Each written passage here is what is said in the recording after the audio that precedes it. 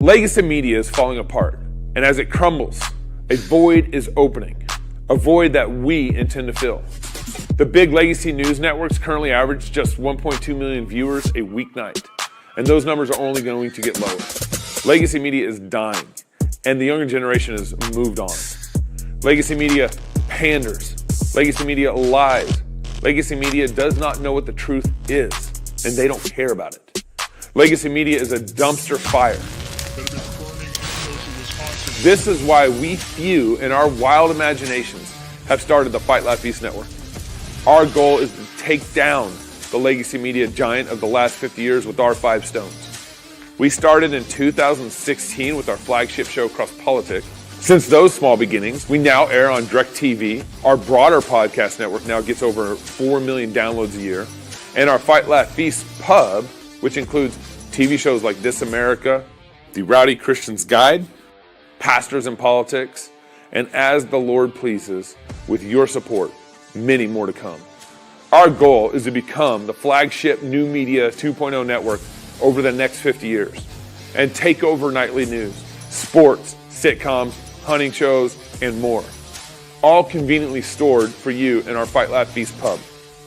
We're already reaching the next generation through our podcast shows on YouTube, X, and our pub, while also tapping into legacy media audiences by airing our shows on TV through DirecTV and Xfinity. We have made a lot of progress with some duct tape and a good bit of intuition and a lot of sweat. And now we need your support more than ever. The TV networks have had such a negative impact on our households, and we're trying, by the grace of God, to put a stop to that. We have the opportunity. We just need the army. Now more than ever, we need you to join our pub to help us reach our goal of 1 million pub supporters in the next 5 years. There's no way around it. Competing with Fox and the Alphabet networks without money is virtually impossible. It's cheap for you to join. And when you do, you're combining your small monthly support with a growing army of like-minded Christians. We have thousands, we need millions. So if you want more of the Alphabet network's misinformation and lies, don't join.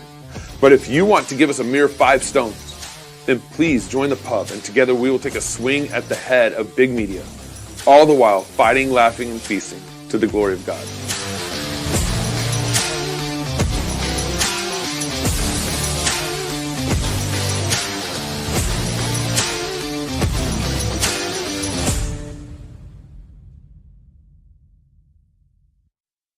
Sipping your coffee. Yes. I have coffee in here. That's incredible. I brought it. I'm not a big iced coffee person unless I really need to pound it in the summer. This is hour 3 of me talking today, so I was like... Hey, y'all. Welcome to Water Break on the Fight Laugh Feast Network. We actually pre-recorded the show today because this afternoon, me and my wife and the kids are heading out of town for a couple days. So we're here every Thursday at 2:30, and sometimes it's pre-recorded. That's all. Next week, I'm actually kind of excited about this. Let me turn this down just a little bit. Next week, we have our big Grace Agenda, our church conference here, big Grace Agenda conference happening. And on Saturday night, we take over downtown, and we do kind of everything's free food for anyone who shows up in downtown. Even if you're not a Christian, like, show up, we're going to give you free food. And so as part of this, we take over downtown. We have all these booths and food booths, and we do ice cream. Cross Politics does ice cream, sponsored by Water Break. And we do meat. There's tri-tip. There's all sorts of food in downtown. It's a fantastic time. It's Saturday at 6 p.m. Show up for it. It's just a great time in downtown Moscow, Idaho. But as part of that, this is what we're going to be wearing. It's super cool. I like this. Yeah, I kind of already have one of those, apron. Right? You have one, but it's the smaller print. I figured out how to make a bigger printed one. Can I have another one? Yes, yeah. I got one specifically for you for serving ice cream next week. Oh, yeah. It's my least favorite. That's our Fight Laugh Feast apron.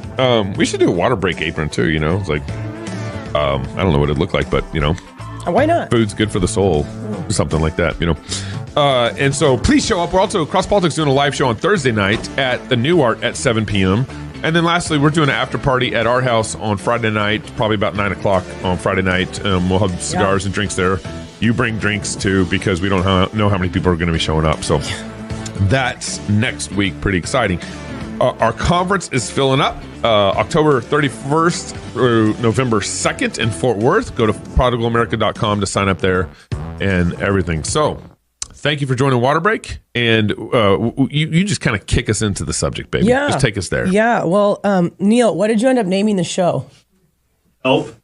He doesn't know yet? He hasn't. Well, it's hard. Yeah, because Faith and Fitness. I know. No, not the whole show, but just this show. I know. He texted me, but I was teaching. He always texts me earlier in the day, like, what are we talking about today? And I usually have like a little catchy name ready. I did not. And I was in the middle. I was teaching. Thank goodness it's pre-recorded because he can make the title after we can talk about speak. it right now. Yeah. Well, and it's basically, we've told you guys many times that you can reach out to us at RenchMedia@gmail.com. Yeah. Yes. Yeah.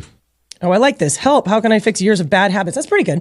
So anyways, many of you have, and we love it. And one nice lady, I'm not going to use names today, wrote me an email just asking for help, asking for advice. And it was so good. And like, it captured a lot of people's sentiments. Yes. Yeah. I just was like, everything that is in this email, so many people have asked me. And I just know so many people struggle with. And this is coming from a wife and mom perspective because she's the one writing it, but this will definitely involve the dads in the conversation that we're going to have too. So I asked her if it was okay if I read it.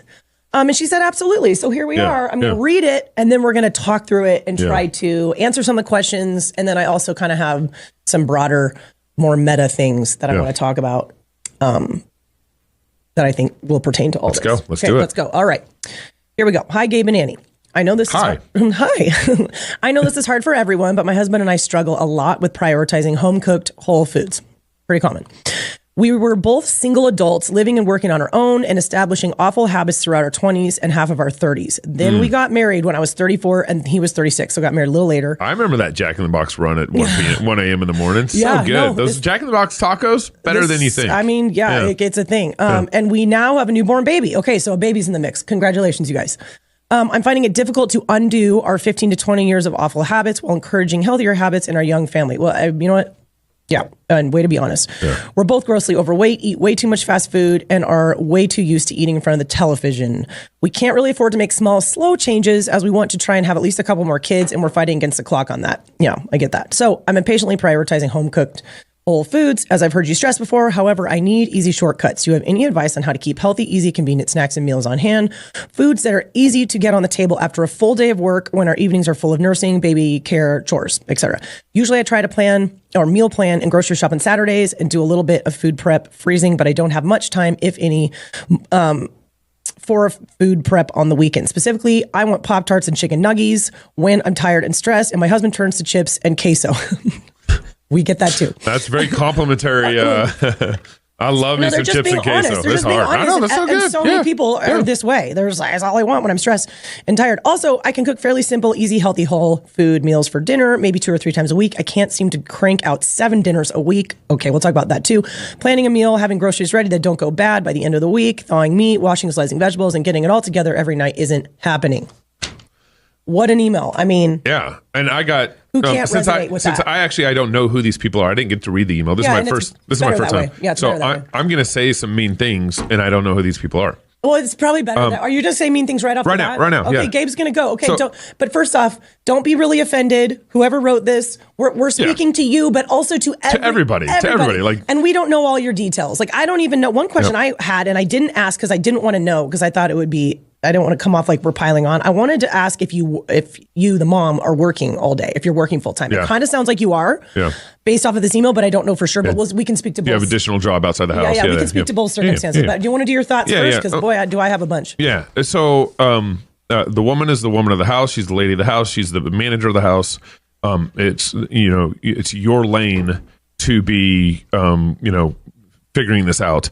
The husband should not be behind this. He should be out in front of it and encouraging you in this process. And he should be leading in the change.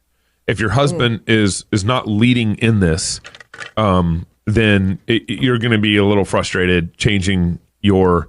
I've even had this challenge with my wife a little bit. I got high blood pressure, high blood sugar, diabetes runs in my family. And if I agree to something that my wife, we both agree, like, okay, we're going to have, I'm going to eat less bread. if I agree to it and I'm not in it and my heart's not there and I'm not leading in it, then I'm not going to do well with that agreement. And that's happened between us. Can you guys even imagine? Can you imagine him being difficult about this? I mean, just, surprise. I know okay? You guys are shocked. I know you are. And so whatever happens here, first of all, your husband needs to lead in this and commit to that. Secondly, it is kind of related to this, is that we have a problem in our culture where we either idolize food or we look at food as a guilty thing, a guilty pleasure or whatever. The Bible says, I'm thinking of Corinthians, where it says, food does not commend us to God. So this is Corinthians chapter 8, verse 8. Chapter 8, food does not commend us to God, neither if we eat are we better, or if we don't eat, if we are vegetarians or feasting or whatever. Mm-hmm. So food does not commend us to God. So we should not look at food as like this guilty thing. And it's always what you do with material is agnostic. Material is not sinful. It's what you do with it. So a gun is not sinful. A burger is not sinful. It's, how are you stewarding it? That's the sin. So don't look at food as like a guilty thing in your marriage, because that's going to that's not a long-term solution for dealing with maybe some more fundamental issues in terms of, again, I don't know you guys, is there some laziness involved? Is there, there's obviously, they're admitting bad habits. There are bad habits involved, but get right with God in how you view food, and that'll help you make some of these changes without some sort of conscious thing here. The other thing I want to say, I know you're going to have a lot more to say, so I'm just going to kind of get it. No, it's fine. It's fine. This is the first time you've heard it, so it's interesting to hear kind of where your brain goes. Yeah. And so, like I said, we either idolize food or we look at food as some sort of guilty thing, like it's bad or shameful that you ate it, exactly, that kind of thing. And you're saying that's not a helpful or healthy lens to look at any food. That's exactly whether or not right. we deem it as more healthy or less healthy. And it's not going to create the long-term changes guilt. Being driven by guilt it just doesn't work. It just doesn't work. Yeah, that's a good point. We want to be. We don't want to be guilty driven. We want to be, God blessed driven kind of thing. Yeah. And then related to the food thing, Paul later says in 2 chapters later in chapter 10, talking about food, he says, he's talking about food that was, offered up to idols, and he says the earth is the Lord's and all its fullness. So he's talking about food that was offered up to idols. You can eat it. We don't believe in that God. That God's not even real. You're more than welcome to eat that meat because it's the Lord's meat. Mm-hmm. It's all of God's. The earth is the Lord's and all its fullness. So I think if you look at food as something that is a gift from God, this goes back to dealing with that guilt driven. You want to be guilt driven, you want to be grace driven, not guilt driven. If you look at food as a gift from God, well, it's all grace. And I think that allows you to look at food in a way that you're going to be a good steward of it and be grace driven and not guilt driven in this conversation. So that's obviously, I tend to think more theological and about these things. My wife's way more practical. Yeah, but it's about good. These things. But I think how you approach this in the first place is like, husband, dude, you got to lead in this, man. Yeah. If you don't lead in this, your wife's going to be frustrated. Get on board. And if you both acknowledge that you guys have some bad habits over 20 years or whatever, then you got to lead your family out of those bad habits. Yeah. That's your job. You're the head of the family. And then the last thing, and then you can take it from here. The last thing is the dinner table is so important for building family culture. Like turn the TV off at dinner. Yeah. Get rid of sitting in front of the TV and eating. Sit in front of your wife and eat. Sit in front of your kids and eat. Yeah, that's good. I love my dinner table. I love coming home. Sometimes we have to rush through dinner. That's okay. I love coming home and sitting at dinner with my wife and my kids because I'm gone all day. It's a little different than you. You're there. Right. I'm gone all day, and I just want to hear what everyone did that day. Yeah. I go through. It's a really important time, especially as your kids get older and life gets busy. That's right. And they just had a baby, so yeah. So they're just beginning in this. Totally. You'll naturally get there when your kid's old enough to like sit up to the table and talk to you. Some of it might just be where they're at. That's right. That's really 100%. Yeah, that's a really natural way to get away from eating. But you want to establish those habits now, right? Or your whole family's gonna be sitting in front of the TV. 10 years from now. It happens, and it just becomes your normal, you know? Yeah. It just becomes your normal. And it's a great time. It's like you just wind down, you stop, you put your phone down, you just hang out for sometimes 20 minutes, sometimes it's an hour. Yeah, right. And you just enjoy each other. Yeah. Whether your kid's full aged or not, but then you start involving your kids and holding their hands with the prayer. You know, it's like then you start involving your kids and praying. Talking, asking them questions. So it's just to build that dinner culture for your family. You will be blessed over the next 20 years. Yeah. And so, husband, you should definitely be encouraging your wife and leading in that.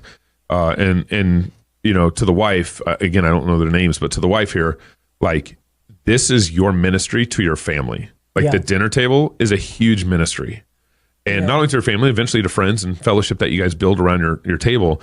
So look at this as like one of the most important things that you're doing that day is ministering to your family by creating a nice little dinner environment, whether it's a salad that you're eating for dinner or or a big steak. Like, it's all ministry every night here. So that's a good point. There you go, baby. Really important. Hey, those are good. Those are great thoughts. Okay, well, I have this. I read this email weeks ago, and so I've just been like thinking about it because she just touches on so many things that just come up all the time, and so I really do hear you, and we're gonna and you are really not alone. I don't know if that makes you feel better, but you're not the only one who's living very has at least some of these same challenges or whatever struggles. So I wanted to start with just some like you said, practical stuff, because I think people really want that. And some of these things we've said before, but we'll say it again, and we'll kind of try to apply it to your situation, hopefully, and then a lot of other situations that are probably very similar out there.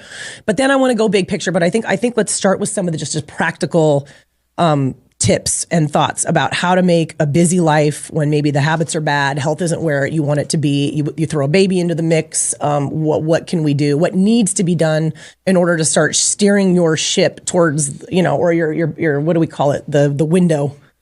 Overton window. Yeah, the Overton window. Yep. And start moving it. And like you said, you guys are already 34, 36. You just started your family. So I understand you feel a little bit of urgency. You're like, I can't afford to get healthy in 5 years. I kind of need to do this now. And I would agree with you. So I completely understand. So talk basic tips, and then we'll go from there. Okay. And these are in no particular order. You wrote out basic tips. I wrote them down. You're going all the way, baby. Way to go. Thank you. Guys, you are paying my wife the big bucks for this right now. Yeah. I'm going to tell you to meal prep, and you're going to be what? This is a lot of money worth of my wife's thoughts right now. Oh my gosh, so much money. Paying all right, the big bucks. Let's get going. Okay. No particular order. I jotted them down as I thought of them. The first thing is, ladies, you have to meal plan every single week, no exceptions. Okay. And it sounds like this listener is aware of that and they're trying to, so that's good. But it's like, sometimes something is true, but in real life, you don't prioritize it like it's as important and necessary as it is. And whenever you don't do that, it often doesn't happen. And that's true of anything. But meal planning has to happen every single week. Almost, I can't think of an exception. And this sort of situation, busyness, bad habits, baby, full-time, maybe husband probably works, the wife might work full-time, I can't tell. You have to. Okay, so. And you're saying that because if you don't plan, well, you're going to get bad results. You're going to pick up fast food on the way home. I mean, you're tired, you're stressed, you're already dealing with the craving of the foods that aren't probably the best things for you right now. And you're just going to be like, let's just go to Burger King. I'm exhausted. If you don't have a plan. If you don't have a plan, the meat doesn't come out of the freezer. If you don't have a plan, you don't have a recipe ready. You have to have a plan. Now, I would not say meal planning and meal prep are the same things. I don't tend, we'll get to meal prep a little later, but it's not absolutely necessary that you're like chopping up things and pre-cooking things on the weekend necessarily. Although if you work full time, you might have to, but you have to at least plan. Okay. So pick a non-negotiable day in your week where no matter what, you will meal plan. Maybe that's Friday afternoon. Maybe that's Saturday morning. And it sounds like she does it Saturday afternoon. Or maybe you try to, but you're running out of time. It's just so. And again, maybe you're already doing this, but I'm speaking to more than just this listener, just everybody. Right. You need to make a plan. I have an actual. Gabe makes fun of me all the time, but I have an actual paper physical planner. Calendar, like my mom planner, like my mom's. She buys a new one every year because the calendar flips over. Well, that's what you have to do. You buy a new one in a different color. Well, whatever. I mean, because there's an app for this. It's but big. My wife doesn't. I like it to be really big. And I like to be able to every week. Our life is incredibly busy. Yeah. We just do. I mean, a lot of like, it really is. So whose life is not at this age? She just stays in the game. I don't know. We're pretty, our life is zero sum game with a little extra kind of falling out, off the top. So, I mean, I have to. So every week I like to see it. I mean, it's literally Monday through Sunday. It's all in front of me. And I already have all the activities and all the extracurriculars and the things. And then I base what I decide to make and when I'm going to make it off of what kind of week we're going to have. If I didn't do that, we would never eat food at night. That wasn't just like straight out of a box or just, chicken nuggets or mac and cheese ever. Like you have to do it. So you have to meal prep. So if you need to leave the house in order to get that done, and that sounds extreme, but if you're like a really busy mom and you're just like little kids there all the time, it's really hard to have peace of mind. It's hard to have a quiet time because most moms need it. You just need like 30 minutes to an hour to just have it be quiet so you can think. So if you need to go to a coffee shop in order to make this a ritual, in order to think straighter and just plan your whole week out, husbands, you make that happen for her. Yeah. If she's struggling to do this, you literally need to be like, how can I help you make this happen? Because if there's no plan, none of the other stuff that we're going to talk about is going to happen, no matter how good your intentions are. So you have to do that.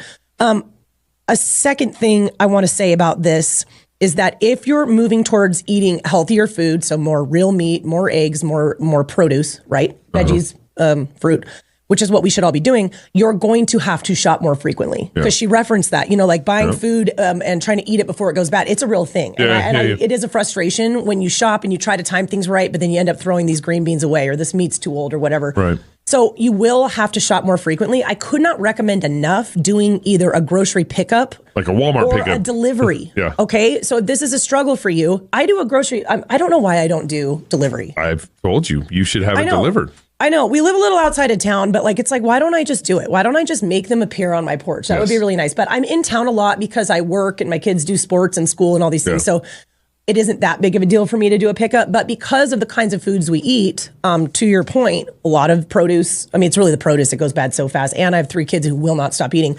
I do a pickup every other day because I'm just always adding things to my list and I'm like, pick up. So it's going to be frequent and you need to plan for that. You need to accept it into your heart as a reality and you need to plan for it. Some things you can freeze. If there's a meat sale and you like it, buy a bunch of it, toss it in the freezer. That's fine. Yeah. Just remember what you have. But just know when you are eating healthier, it's going to be more frequent trips to the store. So if you have not already considered a pickup or even better, a delivery, then do that. And again, husbands, if this is something that you guys have access to, which most... there's Walmarts. Get your wife the Walmart app. Yeah, get her that. Pay the what is it, $50 a year or something? It's not that much. Gift that to her if that will help. And if you're not already doing it, I can almost promise you it helps. And the other thing about the Walmart pickup is oftentimes a lot of the junk food, can just be mindless as you're walking through Walmart down the aisles. Little of this, little of that, toss it in your cart. The pickup thing, you go into the app and you're very intentional about what you select and buy. That's a really good point. That's a really good point. Okay, so those are kind of the things around the meal planning. You have to do it. And I also will say this. I like to meal plan like on Saturday. And then if I have to go actually into a physical store, I don't do those on the same day because meal planning for me takes a while because I shop my fridge. I look inside my fridge, like, what do we already have? What's going bad? What could I use? What could I put into something? Just because I don't like wasting food. I try not to. And then I sit down and I plan it's like literally just meal planning and me planning the entire week. That wears me out and it's like a full hour usually. And so I don't like to then go to the store. Sometimes that's like too much. So you can separate these things out. Meal plan Saturday, shop Monday, something like that. So just think outside the box and figure out what's going to work for you. And if that includes getting a babysitter so you can do it, do it. Yeah. Okay. It's part of you running your household. It's very important. Yeah. Make it happen. Okay. In terms of we said you have to meal plan. Let's talk about what each one of your meals should look like. And again, it looks like this listener is on the same page of what these meals should look like. It's just more of a struggle of actually getting it done. But I've said this before and I'll say it again. Plan each meal, every single meal around a big hunk of protein. I literally, like if you listen to me thinking or talking out loud as I'm meal planning, it's literally just like, what meats do we want to cook and how do we want to eat them? And then everything else is like, well, what side goes with that? Or what veggie have we not had in a while? What starch would the kids enjoy? Everything is all about the meat, everything. And that's the way it should be. Yeah. And I would add here, salmon, chicken, steak, tri-tip, whatever. Dudes, one of the ways you can bless your wife is get a grill. Yes, that's on here. It's in here somewhere. It's already on there. Learn how to grill. Invest in a good one. Yeah, invest in a good one. And I enjoy it. Actually, I've set up, I got this little barbecue pit area at my house now. It's a grill palace. I'm from Texas, so we like to smoke meat too. We'll smoke meat. I'll be out there for 8 hours smoking meat. It's fun. It's like therapeutic. It's therapeutic. It's fun. It's all an that. Art also. It's an art. But it's a nice way to contribute with your wife to dinner. It's huge. And she doesn't have to worry about the protein. You can, and I can, but she can put everything together. Or you can do that, and I can just do the sides. It saves time. That's right. It's awesome.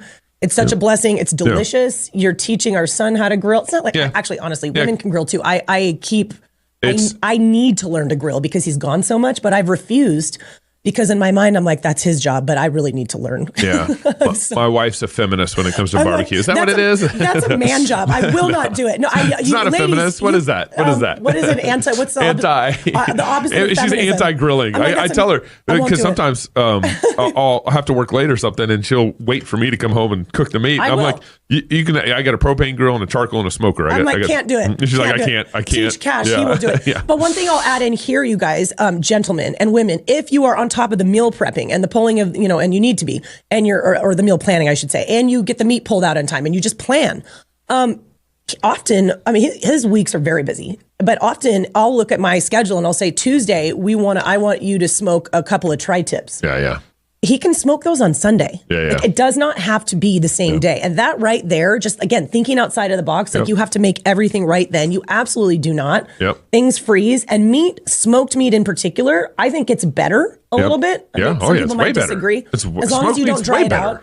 It gets better as it sits in your fridge. So you could grill the night before, the 2 mornings before, like whatever works. And if you're just communicating, husbands, you could just literally be like, hey, wife, every week, you want me to smoke anything? You want me to grill anything for you? These are some open slots I have. It doesn't have to be right before dinner on Tuesday. Yeah. And that's actually really helpful. The leftover smoked meat tastes way better than the smoked meat you just pulled off the grill that night. It does nothing but get better. Smoked meat is amazing that way. Soup's the same way. It just usually gets better. So that's a thought. Okay, so back to this point that we were making is like you're planning every single meal around your protein, and then literally you guys keep it simple, okay? I think I'm mostly, to this listener, we're not trying to be fancy here. That's not what you need, right? You're already feeling like overwhelmed, and then like, is it Jim Gaffigan who's like, pretend you're drowning and then throw a baby at them? Like someone asked him, like, what's it like having a 5th kid? Yeah. And he said, well, pretend you're drowning and someone throws you a baby. Exactly. Yeah. I get it. Your life was already kind of stressful and full, and then someone threw a baby at you. So we're not looking to go like really fancy here, and you absolutely don't need to. So just literally grill or roast or crock pot a protein, roast a veggie, and then add a clean starch or carb on the side if that's a good idea for you. All right. And it is for some people, it isn't for others. Yeah. But that is as simple as it needs to be. Yeah. Oftentimes our meals are a good steak and some green beans. That's truly. And then like a baked potato for the kids or some rice for the kids or whatever. And I'll eat I don't get carbs right now. You eat. It's super sad. Oh, do you? I mean, I sneak. He eats some, yeah. But also, not for dinner. and when you cook that way, I call these transitional meals. It's nice because there's all your macronutrients are kind of separate. Yeah. So it's not like a tater tot casserole where everything's all mixed together. Those are cheap and they're easy, but you're going to be able to serve everyone at the table. Like if this person doesn't eat gluten, no problem. If this person needs 2 baked potatoes because they're a high school athlete, great, have it. Like if this guy has diabetes, high insulin. I don't have diabetes. Don't say that. I was going to say diabetes in your family. Sorry. Okay. This guy, he can just not have that, and he can have extra meat and extra veggies. So it's really nice to cook that way. Season your food. And if we're dealing with years of bad habits, which it sounds like we are, and again, you're not alone, allow for time to change your taste buds. Your taste buds will shift. Yeah. But it may not be your favorite food right now, but make yourself eat it because it's good for your body. And allow for your taste buds to change because they will. And one of the things both my wife have done in this process is we've gotten good at cooking. I grill. What are they? Split peas? What do they call them? Snap peas. Snap peas. Yep. Snap peas. I've gotten good at it. I didn't like snap peas when it first started. Yeah. But also I wasn't really cooking them that well. I just kind of cooked them. I didn't know what, I didn't. Yeah. But I've gotten to the point where I like the flavor of what the seasoning I put on, the olive oil, the fire that burned in it, how long I cook it. So you can actually get good at, make some good green beans. Don't just like boil them, Yeah. Put some lemon and feta salt. and stuff and garlic salt, or feta is fantastic in green beans. Cruciferous does really well with so broccoli or cauliflower do great with like a Parmesan that tastes super good. Yeah. You can also get like Trader Joe's ranch seasoning. It's like literally just like ranch seasoning, and that goes really well in cauliflower too. It's so quick. Chop it up, dump it on a sheet, olive oil it, roast it for like 12 minutes. Like super fast. So that's the kind of thing you literally could do right after work and eat at a reasonable time. Because you'll never like just green beans boiled. You'll never like that. Yeah, So get good at doing it, and you'll actually play around with your seasonings. And then like, mushrooms with steak, or, start pairing things that go real well together. And you actually, over time, you'll like it because you're actually not just your taste buds are changing, but you're actually doing better with it. You're actually making it preparing better. it better. That's a really good point, because real whole food is delicious, and it really is, but you just need to season it. And it's okay to have favorites, and you can start making lists, put them on your fridge of like, these are the sides we've tried, these are the ones we like, this is the meat, these are the recipes that I'm starting to, collect that are simple, but actually taste good. Okay, taking meat out. It's so funny because she mentioned that just in passing, thawing meat. It is such a thing. When I'm doing nutrition counseling for women, they're always like, well, I just can't remember to take the meat out. I just can't remember. And then we end up at Panda Express because I didn't take the meat out, and I'm just like, you guys. You're subconsciously doing that on purpose. I don't think that they are. But listen, I'm just going to say this, okay? I'm going to say this, and this is going to come off harsh, and I don't mean it that way, but listen, you will do what is important to you. If something is that important and you're like, I can't forget this is very, very, very important, what will you do? You'll set a phone alarm. You will write a sticky note. You will put the sticky note on your bedside. So you're like, okay, I got to do this tonight, so it's unthawed by tomorrow. You will do that. Okay. So again, this is an issue, I think, of maybe saying that something is important, but not actually living it out like it's important. And I talk to my kids about this all the time. I'm like, if mom told you to do 3 things and you don't think you can remember, what are some things you can do so that you remember? And they're like, write it down. And I'm like, write it down. That's what you will. If you really, really care, you need to care about this, because you're right. You can't eat frozen meat for dinner. You're absolutely right. I'm sure you're going to talk about this later, or maybe not, but like, oftentimes, one of the thought processes is, if I start heading this direction, it's probably going to cost me more money. And my instinct is it's not.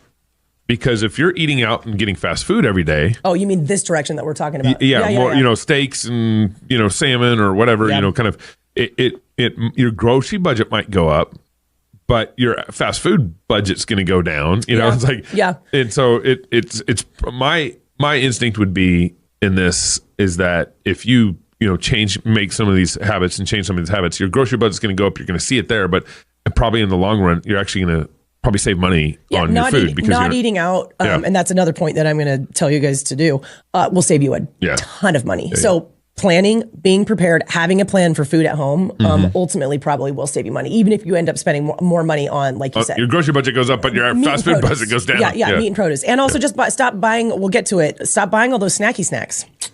That'll save you money too. We'll get there. Okay, you said husbands learn how to grill. I wrote that down. I said sticky note or phone reminder for taking meat out. Stop forgetting that. And I don't mean magically remember more. I mean, do what you have to do to be reminded. Like write 10 sticky notes, but whatever you have to do until it becomes a habit. Like at this point, I'm so meat centric in my mind. And whenever I'm planning, like I literally write in my planner, take this meat out, and I highlight it. I don't highlight a lot of things in my planner. But that's one of the things I do because it's that important. How did I figure that out? It's not that complicated. It's just important to me. That's all. If it's important to you, you'll do it. Okay. So stop thinking that you'll magically remember. No mom's going to, our brains are too full. Remind yourself somehow, because the meat's got to come out. Okay. Here is another one. Another point that I really resonated with. You're like, I can make 2 to 3 healthy meals a week. I cannot crank a new one out every single night. And frankly, neither can I, because of the way our life is. Maybe if I didn't work outside the house, I could. But I do work outside the house. So because of that, what I have learned to do, and this is a huge one, you guys, if some of you are already doing this, maybe you already know, but I only make on average probably 3 full meals a week, and then we eat it again the next day. That's excluding Saturday. I mean, that counts because we'll eat those leftovers on Sunday. Now, you have to, this is something I'm struggling with right now because our kids have rapidly just recently started eating a lot more. Oh my goodness. So like the amount of meat that used to feed us twice, Monday and Tuesday, for example, it's like it will feed us Monday and then us on Tuesday. And it's like, shoot. Yeah. So I'm having to adjust there, and you have to learn, amounts in order to get 2 meals worth out of it. And sometimes we literally just eat the same meal. Like we literally did steak, and we sauteed some mushrooms, and we did a baked potato. We're all eating it again tomorrow. Now listen, some of you might be like, oh, it's brilliant. Others might be like, that's so boring and I hate leftovers. But frankly, if you're this busy and overwhelmed with one kid, you need to get over that. Like, but also here's the deal. It's got to happen. It does. And it's usually men that complain about leftovers. Annie will have me cook, a tri-tip or 2 on Monday night, and then we'll eat those as a second meal on Tuesday night. Yep. Cooking that way, grilling, smoking, or whatever, like the food is just as good the next day, sometimes better. Oh yeah. So it's not an issue of it not tasting good. Some people just are very finicky about leftovers, and it really drives me crazy. But the next day you can also put a twist on it. So one day, Monday, it's tri-tip and your green beans, and the next day it's maybe you slice up the tri-tip and put it on a salad or something. Totally. And I was just going to say that you can, if you can do taco meat 2 ways, you can do steak 2 ways, you can do shrimp 2 ways. So you could totally mix up the side, do something different, but mostly whatever is the most time consuming, which is usually the protein, I try to make enough so we eat it twice. And like we've done that for years. And I specifically plan with my beautiful planner. I look at, which nights are more free? That should be the dinner making nights. And it's never the same. It just depends on who has a volleyball game, who has this, who has that. And then which nights would I more appreciate having dinner already made? And so that's how I plan. And that right there, if you don't take away anything else from the practical side of this conversation, that is a game changer. Yep. And again, maybe I think it's awesome if you have the time and the money and the energy to make a dinner every single night. And again, I think I would aspire to that if I didn't also work outside the house. But at this point, that's about the best I can do. But it seems like a good solution for still eating real healthy food and having it be home cooked. It seems like a good little hack. Okay. Okay. And I don't want to go on too much more on the practical side because I want to talk about the meta step. But here's point number 3. You will eat what you buy. Okay. So when you say, or you're just crazy. Or you're crazy. But and you don't eat what and we've kind of hinted at this, and I know this is obvious, and I'm not picking on just this listener. I have this conversation with people every single day. So, but I'll use this as an example. When you say, I want Pop-Tarts and chicken nuggets when I'm tired and stressed, my husband turns to chips and queso. You know what will keep you from eating any of those things? Stop buying them. I mean, seriously, you guys. Stop buying them. And everything that Gabe said at the start about like, don't feel shameful. It's not like these foods are inherently evil. They're not. But if you know you have a problem and you have years of bad habits, you're overweight, your health is not where you want it to be, you're trying to have more kids, all the things. And again, not alone. Stop buying this food. Did you guys know you can do that? I just feel like some people are like, what do you mean? And I'm just like, stop buying it. Stop bringing it into your house and having it be there and telling yourself you probably won't eat it. I mean, come on. Like, how many years have we all done that? You know what I mean? And everybody has their foods, like they're kind of trigger foods. Some people it's chips and salty things. Chicken nuggets, pop. Like, just stop buying them. Okay. And I know this sounds kind of, I don't know, kind of obvious, but so many people are still buying this stuff. So if you just 2 things, stop buying that food that is not good for you, that does not serve you, and that you crave, and you have a hard time having self-control around. And secondly, just tell yourself, we're not eating out. Just make it not an option right now. And I say that, and I say draw some hard lines, because sometimes that's what you need in order to get from point A to point B, to really, really change your metabolic health. Years of habits, which is what it sounds like we're dealing with here. Down the road, when you're where you want to be, your habits are much better. Your taste buds have shifted. You don't crave things as much. You're at a healthy weight. Then be like, okay, we can eat out once, a couple times a month if we want to. I still think it's healthier not to, and you'll save money not to. But if you really enjoy it and it seems like a good idea for you, when you get to where you want to be, I think loosen up. But right now, just have a hard rule. Like, we don't eat out. I mean, just don't. Like, and if you meal plan and you set the timer so that you de-thaw the meat and you make your week, you plan it smartly so there's food there all the time, you won't need to eat out. You know what I mean? You won't need to eat out. Another thing I want to say, and this kind of ties into the snacky thing, because you said you have those are sorts of the things that you want to snack on when you're stressed. And you asked, like, do you have healthy suggestions for snacks? And I do, and I'll give you some. But one thing I want to say is that generally speaking, adults shouldn't be snacking. And that's a fun one. Some people, it's not an issue. Other people are like, are you kidding me? I snack all day long. If you're needing to snack all day long, and I've said this in previous shows, usually there's exceptions, but usually it's for one of two reasons. Number one, you are not eating enough protein at your meals. Okay. And there is an actual, what they call the protein leverage hypothesis, which basically states that the body, until you hit a certain threshold of protein, it will continue to cue you to eat until you get to it. Okay. And then if you add on top of it, the types of foods that you guys are often snacking on are garbage, right? They're not healthy. They're going to spike your blood sugar, make you hungry for even more after you crash. And so it's just this vicious cycle of not eating enough protein at your meals, especially at the beginning of the day. You want to start your day with a big hit of protein, not with sugar, not with nothing. Actual protein, Greek yogurt, eggs, meat, stuff like that.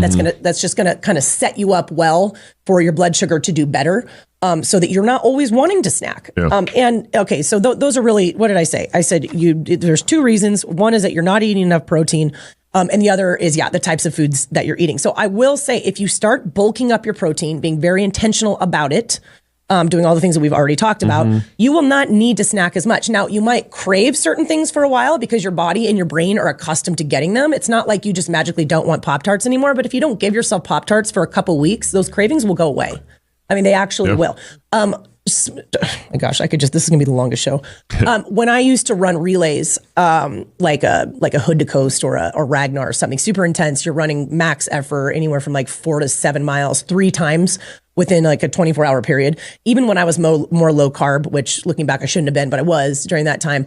I would carb up quite a bit during those because you just need sugar, constant. And so I would eat I would always do gummy bears. That was like my favorite thing. It worked. It helped me run fast, helped me recover, sat well in my stomach. But anyways, whenever I would run one of those, I would give myself candy, which I never did. And I always had to prepare for craving candy for a full week after that race was over. And I had to just brace for it. I remember that. I ran so many and you'd eat it and it'd be fine. But then you'd be like, here comes a week from death, where you're just like, literally there is like a gummy bear shaped hole in your heart. And it would always last for about a week. And if I could just get through the week, the cravings would go away. And that happened every single time, almost to the point that it didn't feel worth it. But I just was like, whatever, it works. And then I would just white knuckle. So really, it's addictive. This stuff is addictive, and you have to get off of it.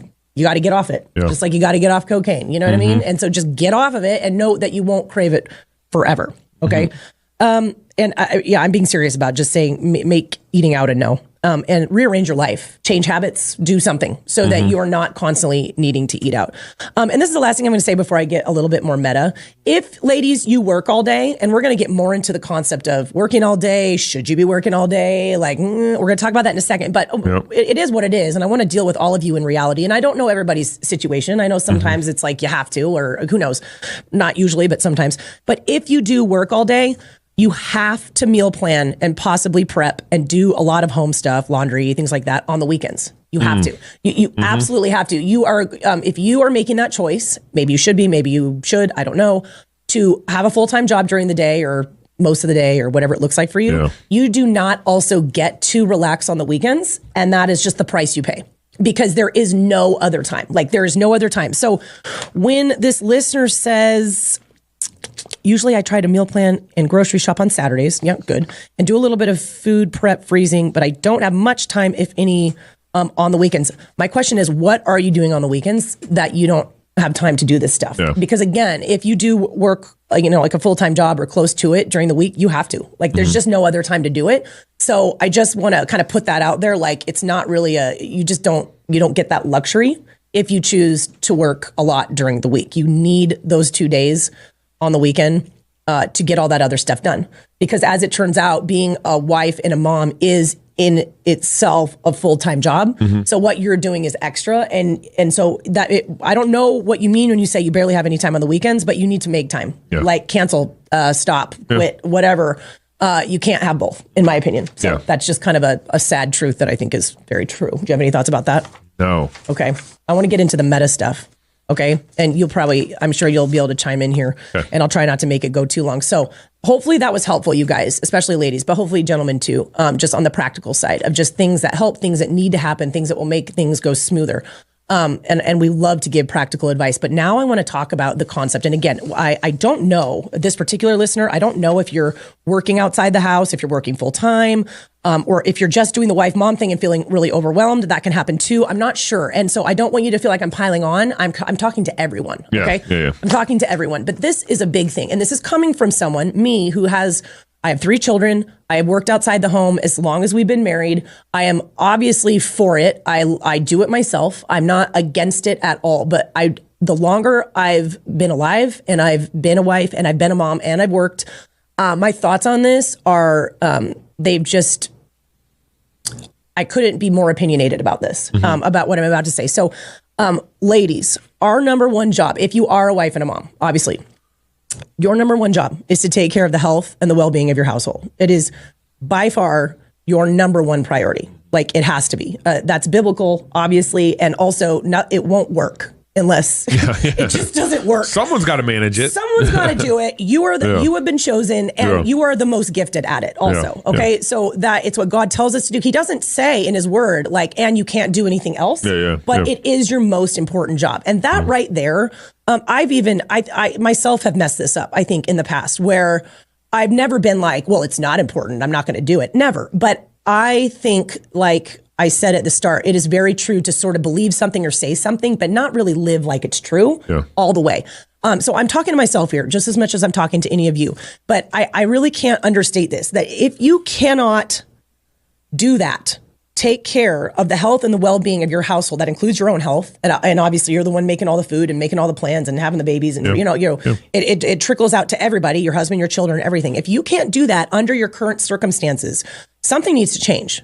Period. Yeah. Something needs to change. It absolutely this is an important point, needs to change. It's a very important point. And again, I don't know anybody's particular circumstances. I'm just kind of saying generalities, but everybody, if you are a wife and a mom and your health is struggling, you're struggling to put even remotely healthy food on the table, you're struggling to even make dinner, you're struggling to be organized, you're struggling to do all these things, something needs to change because you are not doing a good job at what should be your number one priority. Okay. And I'm not saying that to make you feel bad, but sometimes just these things need to be stated like this or else, nothing will ever change. And I can give you all these little practical tips or these little things, but ultimately, your paradigm is so important, and it needs to be so important to you that you are willing to do things like quit your job.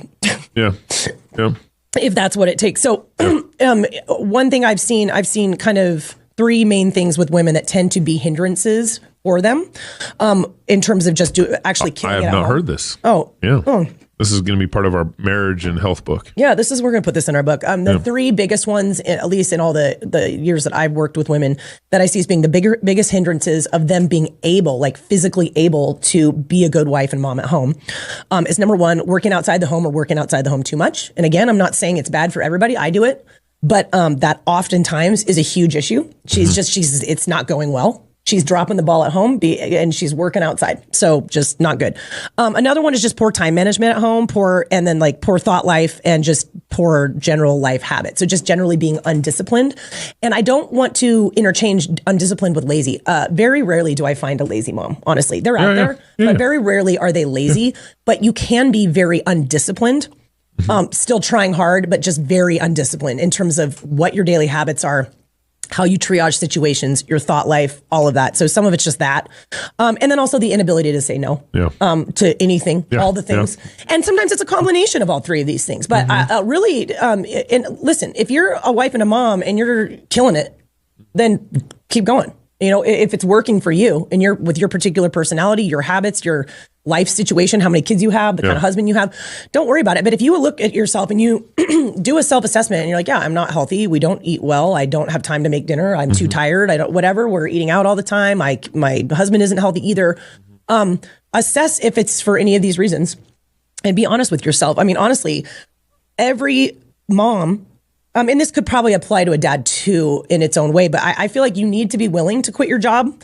You guys need to be willing to move to a smaller house so that she can afford to quit her job. You might need to be willing to move to a different city and state so that you can afford for her to not have to, pay the bills as much. You might have to cut out friendships that are not serving you and are taking up way too much of your energy and your time, like your emotional bandwidth. You might need to quit a club, a group, volunteer work, or any other commitment that you tell yourself you can't quit, but you absolutely can. Let me tell you, ladies, you can quit anything. Okay. We've had hard conversations about this. Yes. The only thing you can't quit on is your own family. So I'm saying do a hard look at what your day looks like, what your time looks like, where your actual priorities are. Not just like if someone said, what are your priorities? You know the right answer, my husband, my children, but are you living that out?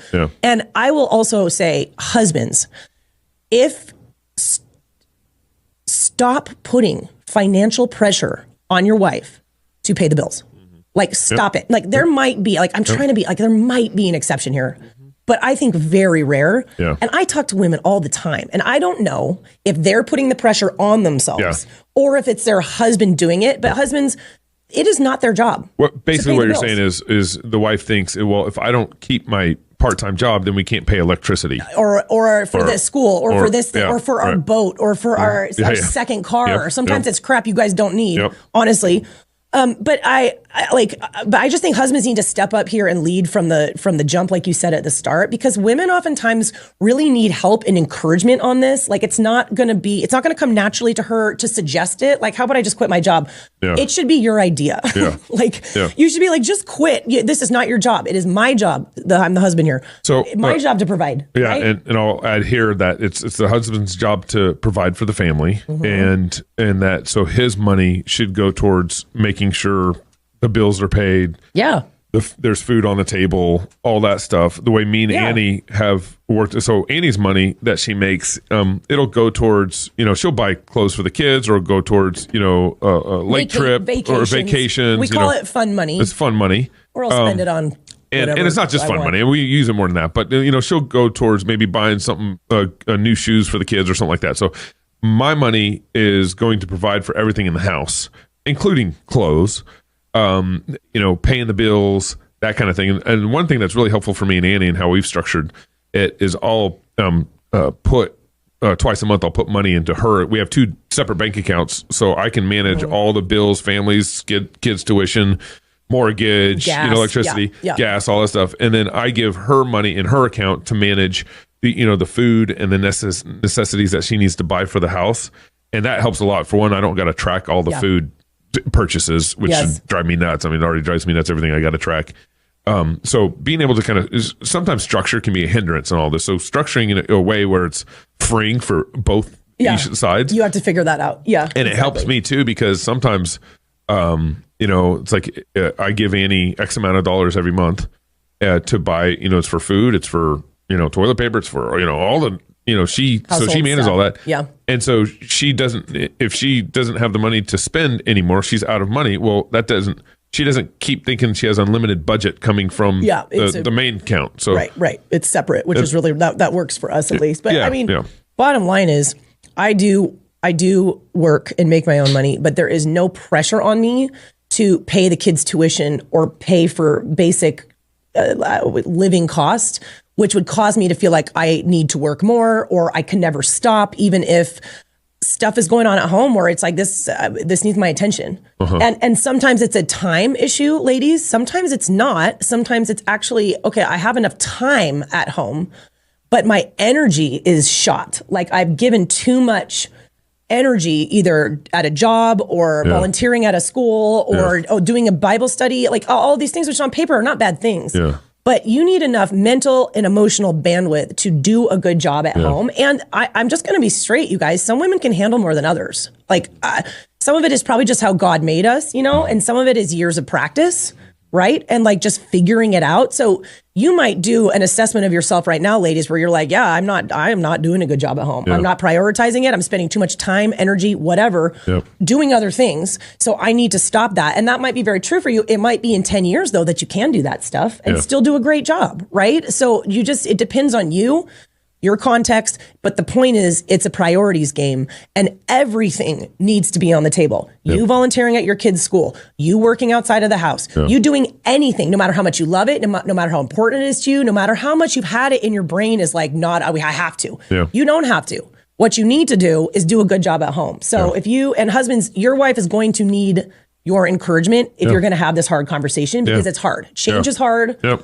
And like feeling like you're, I don't know, almost like you failed because you couldn't hack it. You couldn't have it all. Yeah. We all have to just get over that. Okay. You can't have it all. Yeah. That's number good, one, baby. like you really can't. Yeah. And your number one calling is to be a wife and a mom and to get that household. And it looks different for everybody, obviously, but you need to get that thing running, well. And if that means quitting a bunch of stuff and just slashing, and just like minimizing what your daily to-dos look like so that you're able to do that, then I say that's what you need to do. Yeah. I mean, and that's really it. That's very good, baby. The meta part didn't take as long. Yeah. It was mean, but it didn't take as long. I hope that's helpful, you guys. Yeah.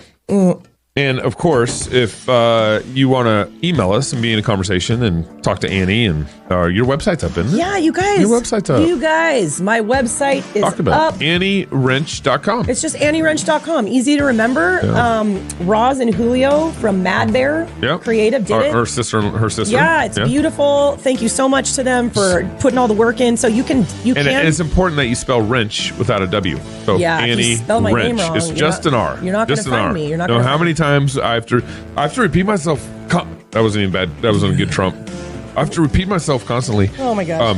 AnnieWrench.com. Yeah. And you got all sorts of programs that people can purchase up there. I do nutrition consulting. I do movement consulting if you want to talk exercise. Yep. I've got a couple programs on there. The Man Plan's on there. And don't you got like it's not an online class, but it's online. Women's online strength training. Yep. It's phenomenal, ladies, if you're looking for a program to just get into and a group of ladies to text with and all that stuff, right? Yeah, there's a big group of us, and they communicate in the Signal app, so that's super awesome. And then also you can reach out to me through my website if you have a question or you want to talk about anything. So I would love to hear from you guys. Fantastic. We've been waiting for that for a while. So thank you for tuning in Water Break, and we will be off next week. Maybe we do a rerun of a show. That's what we should do. Next week we should do a rerun of a show on Thursday at 2:30. That's a good idea. And because of Grace's agenda and our conference and my live show that night, all this stuff, the studio's going to be broke down. A crazy week. And so we'll be back live, whatever the Thursday is of the 20-something. Yeah, okay. So